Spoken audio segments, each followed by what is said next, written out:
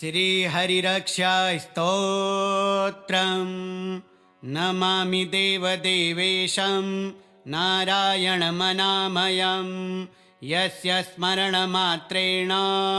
भयदुःखं प्रणश्यति। गोविन्दं पुण्डरीकाक्षं भक्तानुग्रहकारकं शरणागतपालं तं वन्दे लोकनमस्कृतं। यस्य नाम्नः प्रभावेण दुष्टबाधा विनश्यति। सर्वापद्भ्यो हरिर्नित्यं रक्षाम्याचे दयानिधे। संसारार्णवमग्नानां त्रातारं करुणाकरं वासुदेवं नमस्यामि। रक्ष मां भवसागरात् दैत्यदानवसंहर्तारं धर्मसंस्थापनं प्रभुं मधुसूदनमव्यग्रं वन्दे लोकहिते रतम्। अनाथनाथं श्रीकृष्णं भक्तवत्सलमच्युतं यस्य कृपाकटाक्षेण सर्वं भवति मङ्गलं। कालचक्रभयातीतं कालकालं सनातनं जनार्दनं नमस्यामि। रक्ष मां सर्वतो विभो। पापतापप्रशमनं दुःखदारिद्र्यनाशनं श्रीधरं करुणासिन्धुं वन्दे रक्षां प्रयच्छ मे। यज्ञभुग्यज्ञपुरुषं वेदवेद्यं सनातनं ऋषिकेशं नमस्यामि। सर्वविघ्नविनाशनं त्वमेव शरणं नाथ त्वमेव परमागतिः। रक्ष मां पुरुषश्रेष्ठ नमस्ते भक्तवत्सल। नमामि देवदेवेशं नारायणमनामयं यस्य स्मरणमात्रेण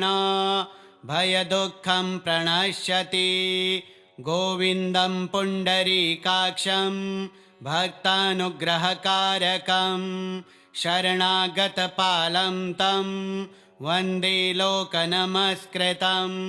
यस्य नाम्नः प्रभावेण दुष्टबाधा विनश्यति। सर्वापद्भ्यो हरिर्नित्यं रक्षाम्याचे दयानिधे। संसारार्णवमग्नानां त्रातारं करुणाकरं वासुदेवं नमस्यामि। रक्ष मां भवसागरात् दैत्यदानवसंहर्तारं धर्मसंस्थापनं प्रभुं मधुसूदनमव्यग्रं वन्दे लोकहिते रतम्। अनाथनाथं श्रीकृष्णं भक्तवत्सलमच्युतं यस्य कृपाकटाक्षेण सर्वं भवति मङ्गलं। कालचक्रभयातीतं कालकालं सनातनं जनार्दनं नमस्यामि। रक्ष मां सर्वतो विभो। पापतापप्रशमनं दुःखदारिद्र्यनाशनं श्रीधरं करुणासिन्धुं वन्दे रक्षां प्रयच्छ मे। यज्ञभुग्यज्ञपुरुषं वेदवेद्यं सनातनं ऋषिकेशं नमस्यामि। सर्वविघ्नविनाशनं त्वमेव शरणं नाथ त्वमेव परमागतिः। रक्ष मां पुरुषश्रेष्ठ नमस्ते भक्तवत्सल। नमामि देवदेवेशं नारायणमनामयं यस्य स्मरणमात्रेण भयदुःखं प्रणश्यति। गोविन्दं पुण्डरीकाक्षं भक्तानुग्रहकारकं शरणागतपालं तं वन्दे लोकनमस्कृतं। यस्य नाम्नः प्रभावेण दुष्टबाधा विनश्यति। सर्वापद्भ्यो हरिर्नित्यं रक्षाम्याचे दयानिधे। संसारार्णवमग्नानां त्रातारं करुणाकरं वासुदेवं नमस्यामि रक्ष मां भवसागरात् दैत्यदानवसंहर्तारं धर्मसंस्थापनं प्रभुं मधुसूदनमव्यग्रं वन्दे लोकहिते रतम् अनाथनाथं श्रीकृष्णं भक्तवत्सलमच्युतं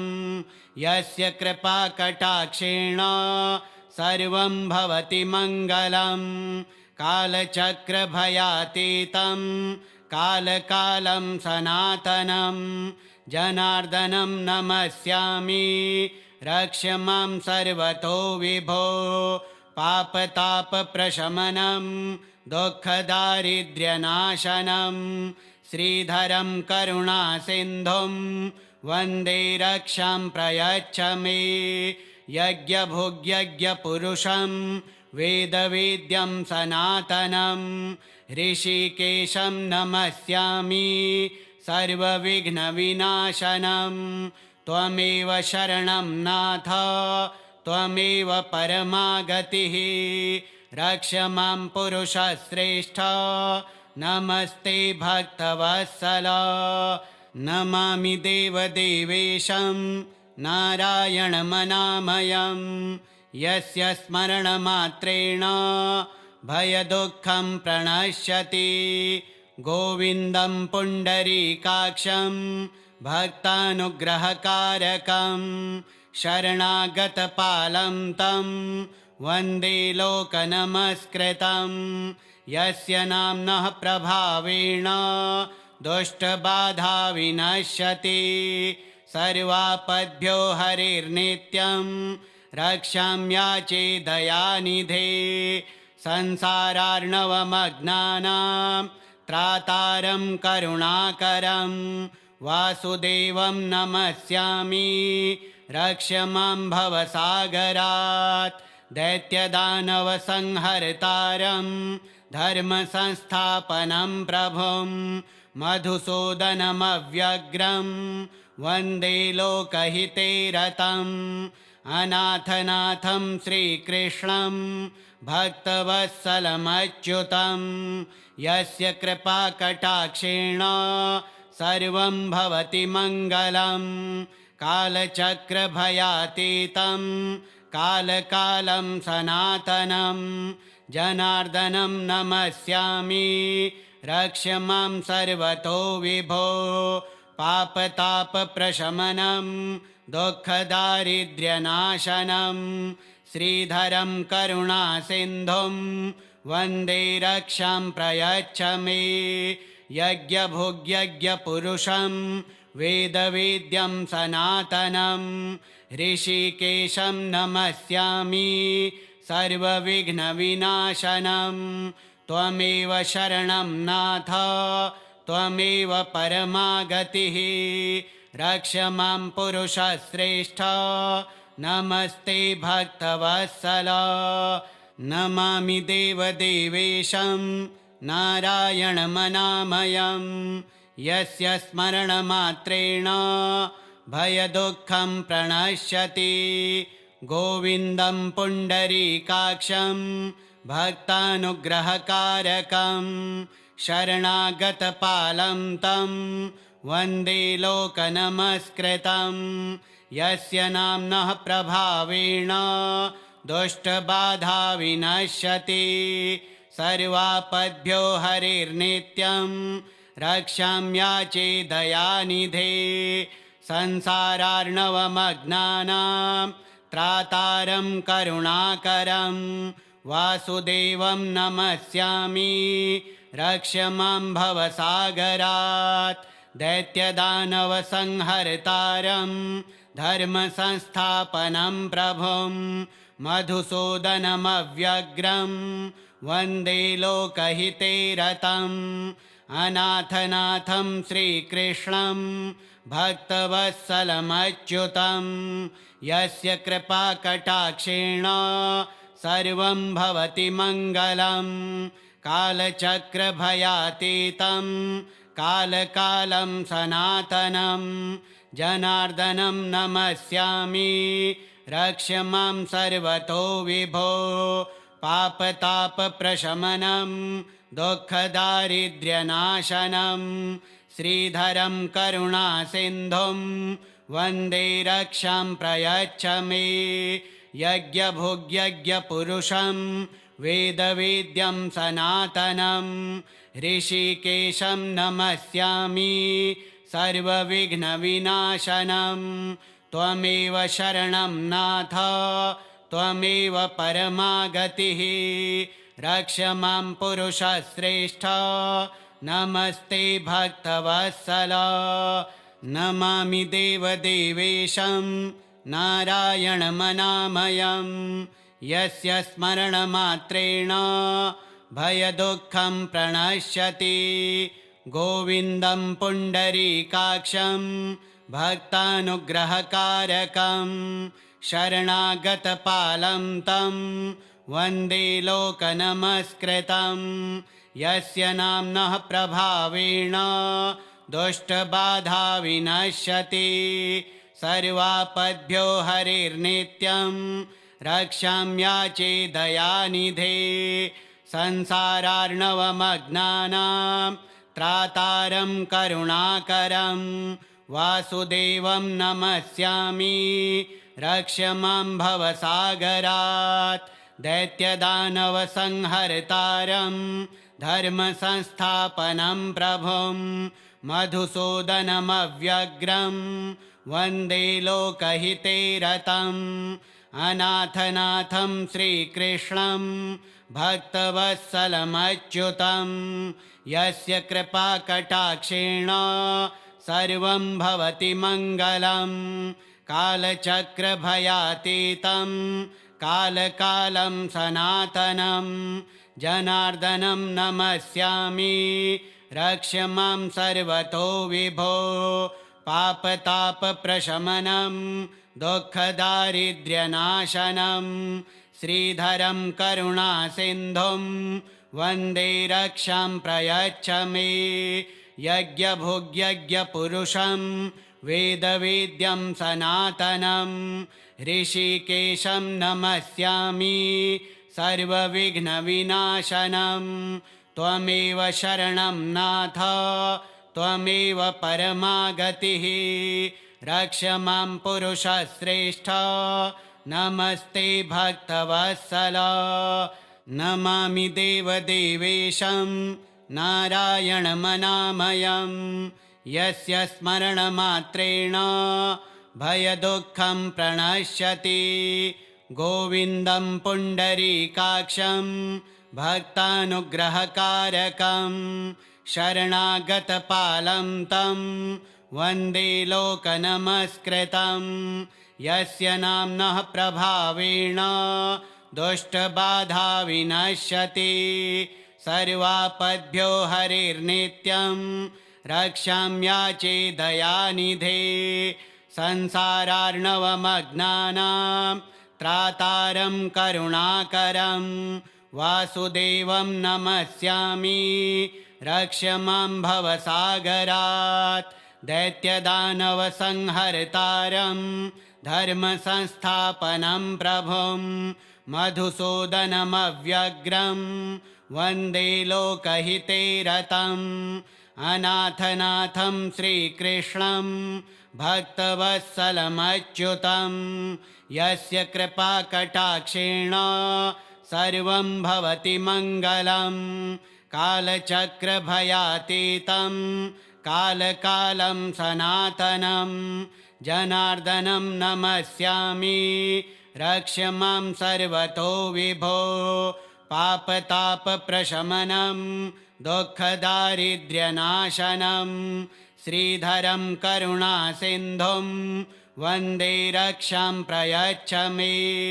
यज्ञभुग्यज्ञपुरुषं वेदवेद्यं सनातनं ऋषिकेशं नमस्यामि सर्वविघ्नविनाशनं त्वमेव शरणं नाथ त्वमेव परमागतिः रक्ष मां पुरुषश्रेष्ठ नमस्ते भक्तवत्सल नमामि देवदेवेशं नारायणमनामयं यस्य स्मरणमात्रेण भयदुःखं प्रणश्यति गोविन्दं पुण्डरीकाक्षं भक्तानुग्रहकारकं शरणागतपालं तं वन्दे लोकनमस्कृतं यस्य नाम्नः प्रभावेण दुष्टबाधा विनश्यति सर्वापद्भ्यो हरिर्नित्यं रक्षाम्याचे दयानिधे संसारार्णवमग्नानां त्रातारं करुणाकरं वासुदेवं नमस्यामि रक्ष मां भवसागरात् दैत्यदानवसंहर्तारं धर्मसंस्थापनं प्रभुं मधुसूदनमव्यग्रं वन्दे लोकहिते रतम् अनाथनाथं श्रीकृष्णं भक्तवत्सलमच्युतं यस्य कृपाकटाक्षेण सर्वं भवति मङ्गलं कालचक्रभयातीतं कालकालं सनातनं जनार्दनं नमस्यामि रक्ष मां सर्वतो विभो पापतापप्रशमनं दुःखदारिद्र्यनाशनं श्रीधरं करुणासिन्धुं वन्दे रक्षां प्रयच्छ मे यज्ञभुग्यज्ञपुरुषं वेदवेद्यं सनातनं ऋषिकेशं नमस्यामि सर्वविघ्नविनाशनं त्वमेव शरणं नाथ त्वमेव परमागतिः रक्ष मां पुरुषश्रेष्ठ नमस्ते भक्तवत्सल नमामि देवदेवेशं नारायणमनामयं यस्य स्मरणमात्रेण भयदुःखं प्रणश्यति गोविन्दं पुण्डरीकाक्षं भक्तानुग्रहकारकं शरणागतपालं तं वन्दे लोकनमस्कृतं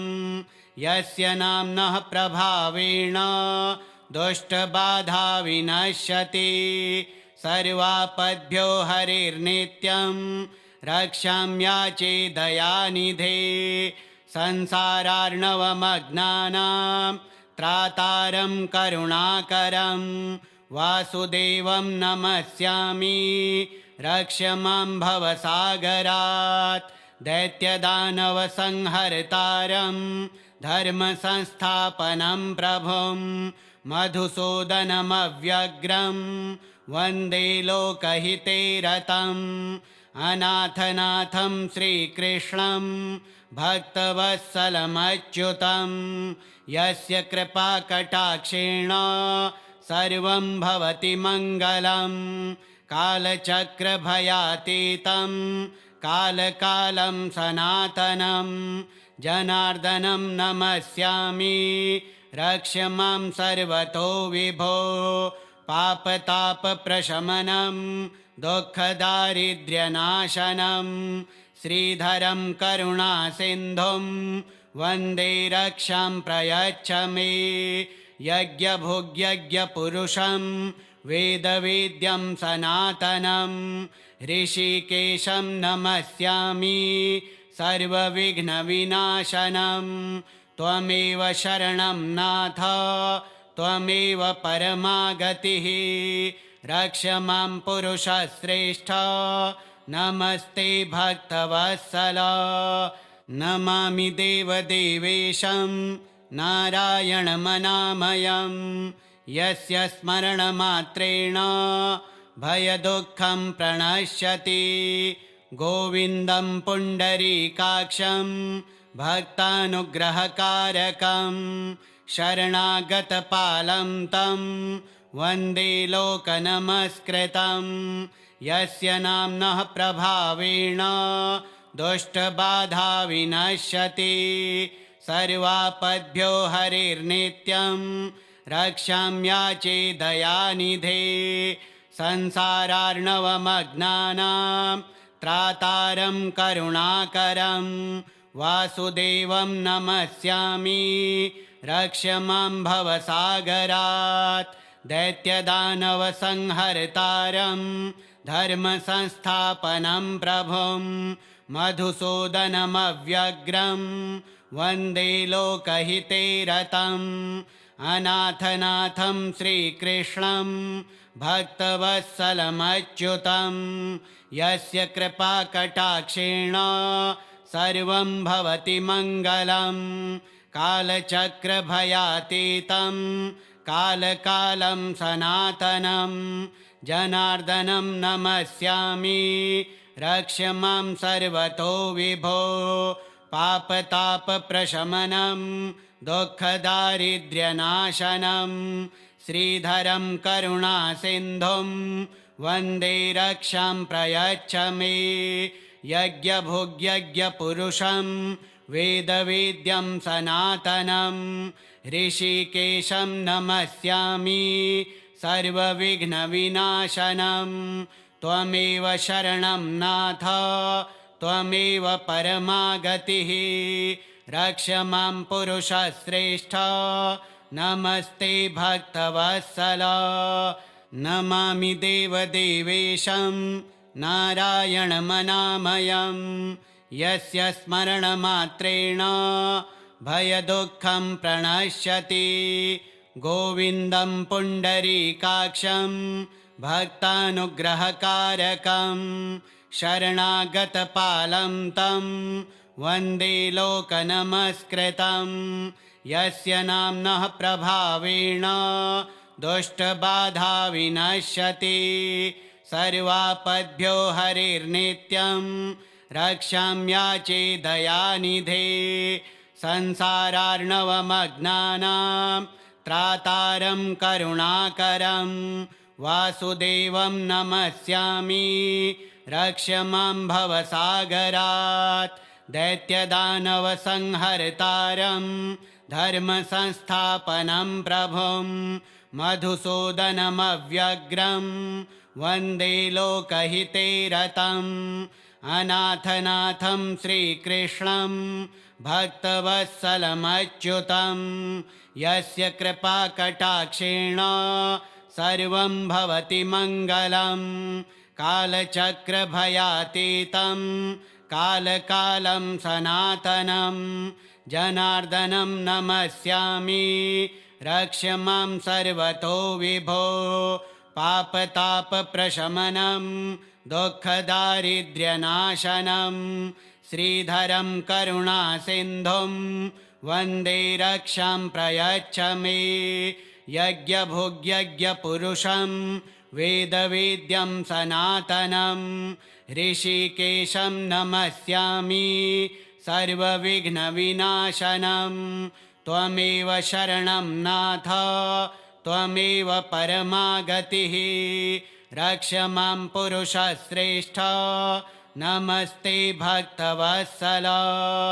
नमामि देवदेवेशं नारायणमनामयं यस्य स्मरणमात्रेण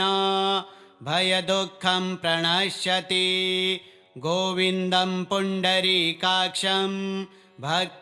भक्तानुग्रहकारकं शरणागतपालं तं वन्दे लोकनमस्कृतं यस्य नाम्नः प्रभावेण दुष्टबाधा विनश्यति सर्वापद्भ्यो हरिर्नित्यं रक्षाम्याचे दयानिधे संसारार्णवमग्नानां त्रातारं करुणाकरं वासुदेवं नमस्यामि रक्ष मां भवसागरात् दैत्यदानवसंहर्तारं धर्मसंस्थापनं प्रभुं मधुसूदनमव्यग्रं वन्दे लोकहिते रतम् अनाथनाथं श्रीकृष्णं भक्तवत्सलमच्युतं यस्य कृपाकटाक्षेण सर्वं भवति मङ्गलं कालचक्रभयातीतं कालकालं सनातनं जनार्दनं नमस्यामि रक्ष मां सर्वतो विभो पापतापप्रशमनं दुःखदारिद्र्यनाशनं श्रीधरं करुणासिन्धुं वन्दे रक्षां प्रयच्छ मे यज्ञभुग्यज्ञपुरुषं वेदवेद्यं सनातनं ऋषिकेशं नमस्यामि सर्वविघ्नविनाशनं त्वमेव शरणं नाथ त्वमेव परमा गतिः रक्ष मां पुरुषश्रेष्ठ नमस्ते भक्तवत्सल नमामि देवदेवेशं नारायणमनामयं यस्य स्मरणमात्रेण भयदुःखं प्रणश्यति गोविन्दं पुण्डरीकाक्षं भक्तानुग्रहकारकं शरणागतपालं तं वन्दे लोकनमस्कृतं यस्य नाम्नः प्रभावेण दुष्टबाधा विनश्यति सर्वापद्भ्यो हरिर्नित्यं रक्षाम्याचे दयानिधे संसारार्णवमग्नानां त्रातारं करुणाकरं वासुदेवं नमस्यामि रक्ष मां भवसागरात् दैत्यदानवसंहर्तारं धर्मसंस्थापनं प्रभुं मधुसूदनमव्यग्रं वन्दे लोकहिते रतम्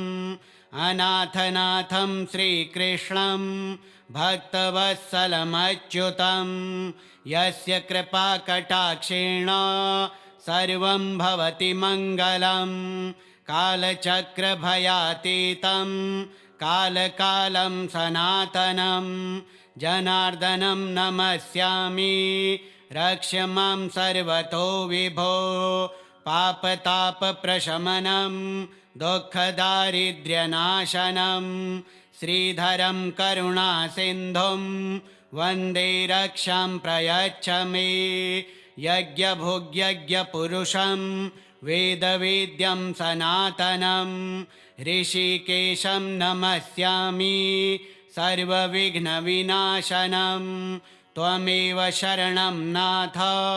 त्वमेव परमा गतिः रक्ष मां पुरुषश्रेष्ठ नमस्ते भक्तवत्सल नमामि देवदेवेशं नारायणमनामयं यस्य स्मरणमात्रेण भयदुःखं प्रणश्यति गोविन्दं पुण्डरीकाक्षं भक्तानुग्रहकारकं शरणागतपालं तं वन्दे लोकनमस्कृतं यस्य नाम्नः प्रभावेण दुष्टबाधा विनश्यति सर्वापद्भ्यो हरिर्नित्यं रक्षाम्याचे दयानिधे संसारार्णवमग्नानां त्रातारं करुणाकरं वासुदेवं नमस्यामि रक्ष मां भवसागरात् दैत्यदानवसंहर्तारं धर्मसंस्थापनं प्रभुं मधुसूदनमव्यग्रं वन्दे लोकहिते रतम् अनाथनाथं श्रीकृष्णं भक्तवत्सलमच्युतं यस्य कृपाकटाक्षेण सर्वं भवति मङ्गलं कालचक्रभयातीतं कालकालं सनातनं जनार्दनं नमस्यामि रक्ष मां सर्वतो विभो पापतापप्रशमनं दुःखदारिद्र्यनाशनं श्रीधरं करुणासिन्धुं वन्दे रक्षां प्रयच्छ मे यज्ञभुग्यज्ञपुरुषं वेदवेद्यं सनातनं ऋषिकेशं नमस्यामि सर्वविघ्नविनाशनं त्वमेव शरणं नाथ त्वमेव परमा गतिः रक्ष मां पुरुषश्रेष्ठ नमस्ते भक्तवत्सल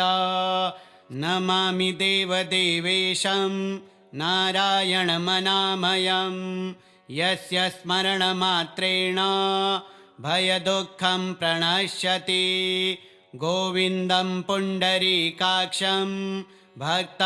भक्तानुग्रहकारकं शरणागतपालं तं वन्दे लोकनमस्कृतं यस्य नाम्नः प्रभावेण दुष्टबाधा विनश्यति सर्वापद्भ्यो हरिर्नित्यं रक्षाम्याचे दयानिधे संसारार्णवमग्नानां त्रातारं करुणाकरं वासुदेवं नमस्यामि रक्ष मां भवसागरात् दैत्यदानवसंहर्तारं धर्मसंस्थापनं प्रभुं मधुसूदनमव्यग्रं वन्दे लोकहिते रतम् अनाथनाथं श्रीकृष्णं भक्तवत्सलमच्युतं यस्य कृपाकटाक्षेण सर्वं भवति मङ्गलं कालचक्रभयातीतं कालकालं सनातनं जनार्दनं नमस्यामि रक्ष मां सर्वतो विभो पापतापप्रशमनं दुःखदारिद्र्यनाशनं श्रीधरं करुणासिन्धुं वन्दे रक्षां प्रयच्छ मे यज्ञभुग्यज्ञपुरुषं वेदवेद्यं सनातनं ऋषिकेशं नमस्यामि सर्वविघ्नविनाशनं त्वमेव शरणं नाथ त्वमेव परमागतिः रक्ष मां पुरुषश्रेष्ठ नमस्ते भक्तवत्सल नमामि देवदेवेशं नारायणमनामयं यस्य स्मरणमात्रेण भयदुःखं प्रणश्यति गोविन्दं पुण्डरीकाक्षं भक्तानुग्रहकारकं शरणागतपालं तं वन्दे लोकनमस्कृतं यस्य नाम्नः प्रभावेण दुष्टबाधा विनश्यति सर्वापद्भ्यो हरिर्नित्यं रक्षाम्याचे दयानिधे संसारार्णवमग्नानां त्रातारं करुणाकरं वासुदेवं नमस्यामि रक्ष मां भवसागरात् दैत्यदानवसंहर्तारं धर्मसंस्थापनं प्रभुं मधुसूदनमव्यग्रं वन्दे लोकहिते रतम् अनाथनाथं श्रीकृष्णं भक्तवत्सलमच्युतं यस्य कृपाकटाक्षेण सर्वं भवति मङ्गलं कालचक्रभयातीतं कालकालं सनातनं जनार्दनं नमस्यामि रक्ष मां सर्वतो विभो पापतापप्रशमनं दुःखदारिद्र्यनाशनं श्रीधरं करुणासिन्धुं वन्दे रक्षां प्रयच्छ मे यज्ञभुग्यज्ञपुरुषं वेदवेद्यं सनातनं ऋषिकेशं नमस्यामि सर्वविघ्नविनाशनं त्वमेव शरणं नाथ त्वमेव परमागतिः रक्ष मां पुरुषश्रेष्ठ नमस्ते भक्तवत्सल नमामि देवदेवेशं नारायणमनामयं यस्य स्मरणमात्रेण भयदुःखं प्रणश्यति गोविन्दं पुण्डरीकाक्षं भक्तानुग्रहकारकं शरणागतपालं तं वन्दे लोकनमस्कृतं यस्य नाम्नः प्रभावेण दुष्टबाधा विनश्यति सर्वापद्भ्यो हरिर्नित्यं रक्षाम्याचे दयानिधे संसारार्णवमग्नानां त्रातारं करुणाकरं वासुदेवं नमस्यामि रक्ष मां भवसागरात् दैत्यदानवसंहर्तारं धर्मसंस्थापनं प्रभुं मधुसूदनमव्यग्रं वन्दे लोकहिते रतम् अनाथनाथं श्रीकृष्णं भक्तवत्सलमच्युतं यस्य कृपाकटाक्षेण सर्वं भवति मङ्गलं कालचक्रभयातीतं कालकालं सनातनं जनार्दनं नमस्यामि रक्ष मां सर्वतो विभो पापतापप्रशमनं दुःखदारिद्र्यनाशनं श्रीधरं करुणासिन्धुं वन्दे रक्षां प्रयच्छ मे यज्ञभुग्यज्ञपुरुषं वेदवेद्यं सनातनं ऋषिकेशं नमस्यामि सर्वविघ्नविनाशनं त्वमेव शरणं नाथ त्वमेव परमागतिः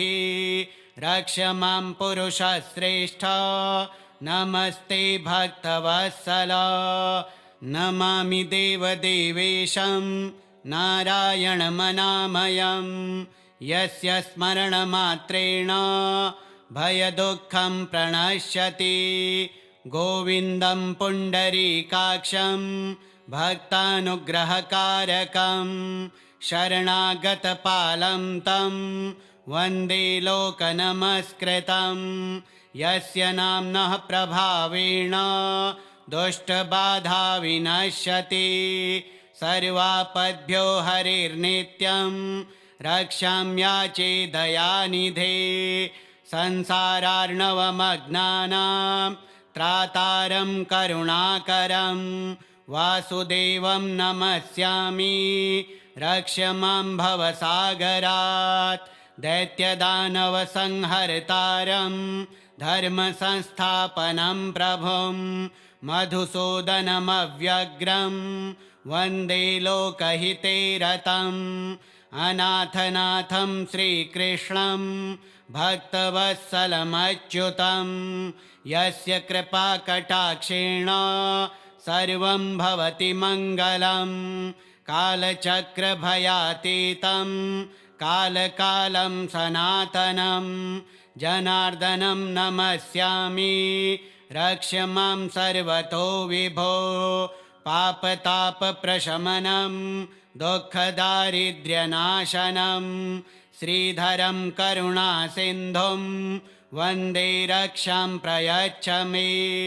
यज्ञभुग्यज्ञपुरुषं वेदवेद्यं सनातनं ऋषिकेशं नमस्यामि सर्वविघ्नविनाशनं त्वमेव शरणं नाथ त्वमेव परमागतिः रक्ष मां पुरुषश्रेष्ठ नमस्ते भक्तवत्सल नमामि देवदेवेशं नारायणमनामयं यस्य स्मरणमात्रेण भयदुःखं प्रणश्यति गोविन्दं पुण्डरीकाक्षं भक्तानुग्रहकारकं शरणागतपालं तं वन्दे लोकनमस्कृतं यस्य नाम्नः प्रभावेण दुष्टबाधा विनश्यति सर्वापद्भ्यो हरिर्नित्यं रक्षाम्याचे दयानिधे संसारार्णवमग्नानां त्रातारं करुणाकरं वासुदेवं नमस्यामि रक्ष मां भवसागरात् दैत्यदानवसंहर्तारं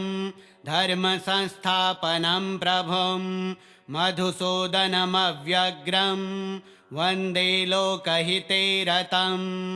अनाथनाथं श्रीकृष्णं भक्तवत्सलमच्युतं यस्य कृपाकटाक्षेण सर्वं भवति मङ्गलं कालचक्रभयातीतं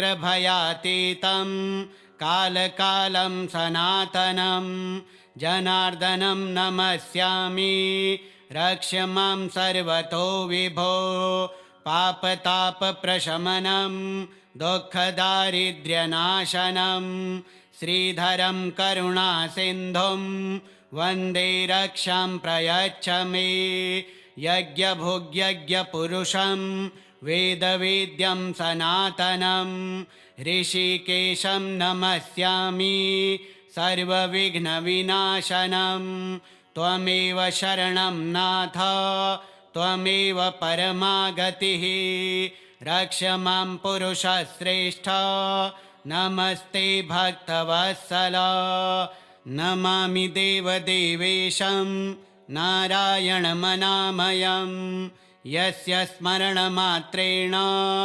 भयदुःखं प्रणश्यति गोविन्दं पुण्डरीकाक्षं भक्तानुग्रहकारकं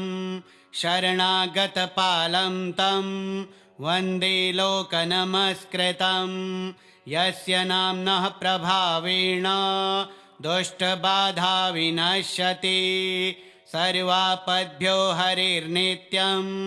रक्षाम्याचे दयानिधे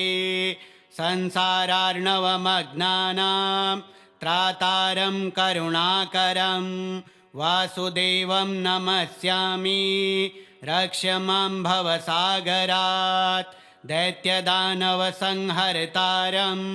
धर्मसंस्थापनं प्रभुं मधुसूदनमव्यग्रं वन्दे लोकहिते रतम् अनाथनाथं श्रीकृष्णं भक्तवत्सलमच्युतं यस्य कृपाकटाक्षेण सर्वं भवति मङ्गलं कालचक्रभयातीतं कालकालं सनातनं जनार्दनं नमस्यामि रक्ष मां सर्वतो विभो पापतापप्रशमनं दुःखदारिद्र्यनाशनं श्रीधरं करुणासिन्धुं वन्दे रक्षां प्रयच्छ मे यज्ञभुग्यज्ञपुरुषं वेदवेद्यं सनातनं ऋषिकेशं नमस्यामि सर्वविघ्नविनाशनं त्वमेव शरणं नाथ त्वमेव परमागतिः रक्ष मां पुरुषश्रेष्ठ नमस्ते भक्तवत्सल नमामि देवदेवेशं नारायणमनामयं यस्य स्मरणमात्रेण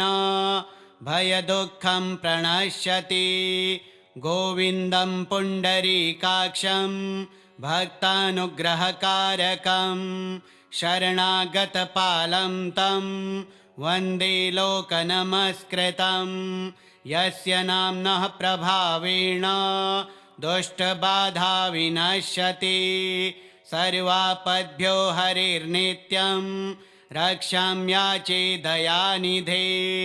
संसारार्णवमग्नानां त्रातारं करुणाकरं वासुदेवं नमस्यामि रक्ष मां भवसागरात् दैत्यदानवसंहर्तारं धर्मसंस्थापनं प्रभुं मधुसूदनमव्यग्रं वन्दे लोकहिते रतम् अनाथनाथं श्रीकृष्णं भक्तवत्सलमच्युतं यस्य कृपाकटाक्षेण सर्वं भवति मङ्गलं